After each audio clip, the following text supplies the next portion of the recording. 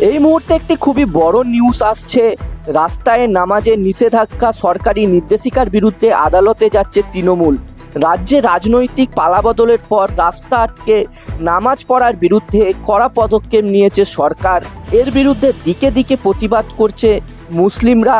এবার রাস্তায় ধর্মাচরণ নিয়ে সরকারের এই নীতির বিরুদ্ধে মেটিয়াবুরুজের এক মহিলা তৃণমূল কাউন্সিলরকে আদালতের দ্বারস্থ হওয়ার নির্দেশ দিলেন প্রাক্তন মুখ্যমন্ত্রী মমতা বন্দ্যোপাধ্যায়। শীঘ্রই ওই কাউন্সিলর এই নিয়ে আদালতের দ্বারস্থ হতে চলেছে বলে জানা গিয়েছে।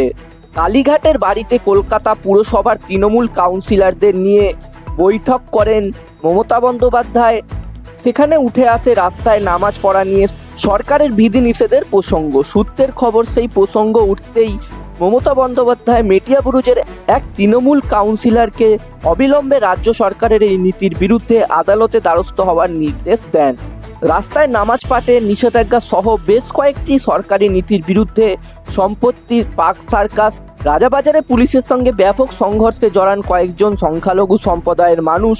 পার্ক সার্কাসে পুলিশের উপর হামলার এই ঘটনার কড়া পদক্ষেপের হুঁশিয়ারি দেন মুখ্যমন্ত্রী শুভেন্দু অধিকারী। এই সব ঘটনায় অভিযুক্তদের গ্রেপ্তারও করা হয়।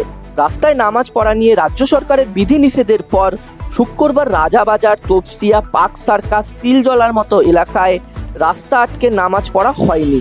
মসজিদগুলির মধ্যেই দুটি শিফটে নামাজ পাঠের আয়োজন করা হয়েছিল, তাই মসজিদের মধ্যেই জুম্মার নামাজ পাঠ করতে পেরেছেন মুসলিমরা।